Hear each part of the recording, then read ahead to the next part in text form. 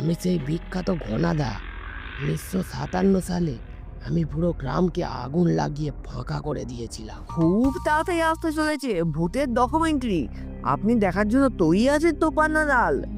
এখানে ভূত, ওখানে ভূত, সর্ব জায়গায় ঘনাবো। রাত তখন 12টা হবে। এক পুরনো শ্মশানের পাশে দুই ভূত বসে বসে হাঁ করে আকাশ দেখছে আর ঝিঝি পোকার ডাক শুনছে। তাদের পাশ দিয়ে হালকা শীতল বাতাসও বয়ে চলেছে। হাই রে কপাল, আগে কিরাম দিন ছিল রে ট্যাপা। মানুষ দেখলেই সবাই ভূত বলে ছুটে পালাতো, আর এখন দেখলেই বলে এটা কি ফোনের ফিল্টার নাকি সত্যি ভূত। এখন ঘনাদা ইন্টারনেটের যুগ। এখন যত না ভূত আছে তার চাইতে বেশি মানুষ ভূত সেজে টিকটক করে। তুমি কি এইটা জানো? কি যে দিনকাল পড়লো, এখন কিছুই বুঝে উঠে যাচ্ছে না। আর পারছি না, ঘর ভাড়াও নেই, খাওয়া দাওয়াও নেই, আর ভয়ও পাইয়ে লাভ নেই। ভাবছি একটা চাকরি খুঁজে দেখি। চাকরি? তুমি এগুলো কি সব বলছো ঘনাদা? ভূতেরা আবার চাকরি করে নাকি? লাগে রে ভাই লাগে। এখন চাকরি না থাকলে ভূতের সমাজে মান সম্মান কিছুই থাকে না। তুই কি এটা শুনেছিস? ভূত মন্ত্রণালয়ে নতুন একটা প্রকল্প চালু হয়েছে, ভূত বেকারি দমন প্রকল্প, যেখানে ভূত দপ্তর থেকে ভূতেদের কাজ দেবে। হ্যাঁ, তুই এগুলো কি সব কথা বলছিস? চল তাহলে, তাড়াতাড়ি চল। চাকরির দপ্তরে গেলে আমাদের একটা করে নতুন চাকরি দিয়ে দেবে। তারপর ঘনাদা আর ট্যাপা ভূত ওরা দুজন মিলে এক রহস্যময় বিল্ডিং এর সামনে গিয়ে দাঁড়ালো। তারপর ওরা দুজন দেখতে পেল ওই বিল্ডিং এ একজন দারোয়ান দাঁড়িয়ে আছে। একে তোমরা দুজনকে এখানে সচরাচর কাউকে ঢুকতে দেওয়া হয় না। সব থেকে আগে তোমাদের নাম লেখাও এখানে। তুমি আমায় চিনতে পারছো না? আমি সেই বিখ্যাত ঘনাদা। 1957 সালে আমি পুরো গ্রামকে আগুন লাগিয়ে ফাঁকা করে দিয়েছিলাম। ওসব পুরোনো দিনের কাহিনী বলেন এখন চলবে না। এখনকার ভোট হতে গেলে টিকটকে ট্রেন্ডিংয়ে থাকতে হবে তোমাদের। ঠিক আছে, যাও তোমরা ভেতরে চলে যাও। তারপর ঘনাদা আর ট্যাপা ভূত ওরা দুজন সেই বিল্ডিং এর ভেতরে চলে যায়। ভেতরে গিয়ে দেখতে পারে তাদের সামনে বসে আছে চুঁচু সাহেব। হ্যাঁ, তো আপনি চাকরি চান? তা কি অভিজ্ঞতা আছে আপনার? অভিজ্ঞতা? অভিজ্ঞতা বলতে ভূতের কাঁপুনি, জানালার কড়া নাড়া, আয়নার মধ্যে উল্টো তাকানো, মানুষের কানে আবার নিঃশ্বাস ফেলা। ওইটুকুনি? এখনকার চাকরির জন্য এইটুকুনি করলে হয় না। এখনকার চাকরির জন্য লাগে ইনস্টাগ্রাম হোস্টিং, ভূত ব্লগ লেখা, ওই ভূত ব্লগটা ইউটিউব চ্যানেলে ছাড়া, এবং কমপক্ষে 100টা মানুষকে টিকটকে ফলো করা।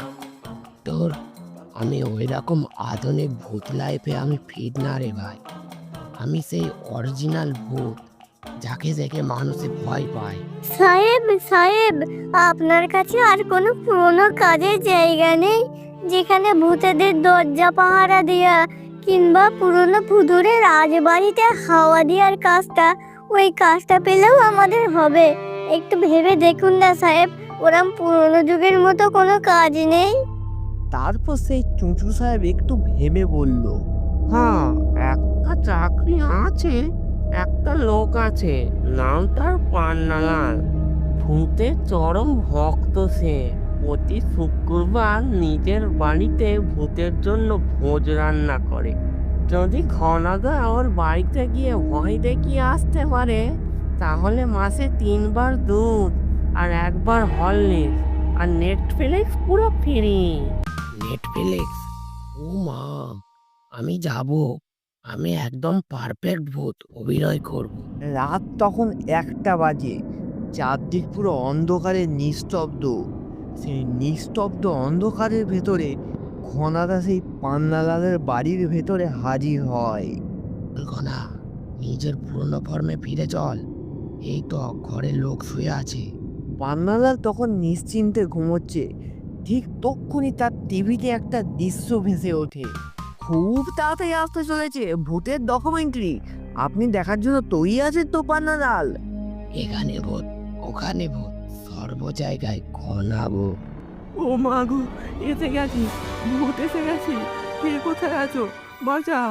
তক্ষুনি পান্নালাল নিজের পকেট থেকে তার ফোনটা বার করে ফেলে আর ঘনাদার দিকে দেয়। তারপর পান্নালাল বলে ওঠে, ভাই ঘনা, আপনার ভিডিও ভাইরাল করে দেব, শুধু একবার ক্যামেরার দিকে তাকিয়ে একটা ওয়াও বলুন। এ কি হলো? আমি এখানে ভয় দেখাতে এসেছি আর লোকজন আমারই ভিডিও বানাচ্ছে। দেবা, এ কি দিনকাল এলো বলতো? দেবা, তুইও আমার ভিডিও বানাচ্ছিস? ভাই ঘনদা, তুই একদম রাগ করিস না, আমি তোকে ইনস্টাগ্রামে ট্যাগ করব, #ঘনাদা। তখন ঘনদা আস্তে আস্তে সেই ঘরের ভেতর থেকে অদৃশ্য হয়ে যায়, নিজের মনে এক মুঠো কষ্ট নিয়ে।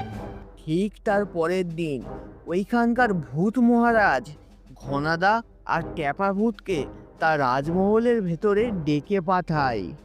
ঘনাদা, আপনি কি করেছেন জানেন? আপনি এখন ভূতেদের সোশ্যাল মিডিয়াতে ট্রেন্ডিং অপশানে আছেন। আপনাকে দেখে হাজার হাজার ভূত নিজের ভিডিও বানানোর ইন্সপিরেশন পাচ্ছে। তাই জন্য আজ থেকে আপনাকে সোশ্যাল মিডিয়া ট্রেনিংয়ের অফিসার বানানো হলো।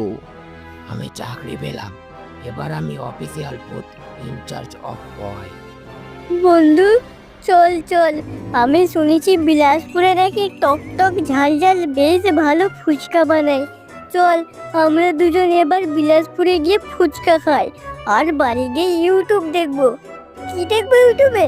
ইউটিউবে নতুন নতুন ভূতের এপিসোড দেখবো। ওই তো আরটি অ্যানিমে ওয়ার্ল্ড, ওই ইউটিউব চ্যানেলে গেলেই নতুন নতুন ভূতের এপিসোড দেখতে পেয়ে যাবো আমরা। তারপর ঘনাদা আর ট্যাপা ভূত উঠতে উঠতে যে যার বাড়িতে চলে যায়। তো বন্ধুরা, এই ভিডিওর কোন পার্টটা তোমাদের সব থেকে ভালো লাগলো ওটা অবশ্যই কমেন্টে জানাও, আর ভিডিওতে একটি করে লাইক দিয়ে দাও। তো দেখা হবে আবার কোনো নতুন ভিডিওতে। টাটা।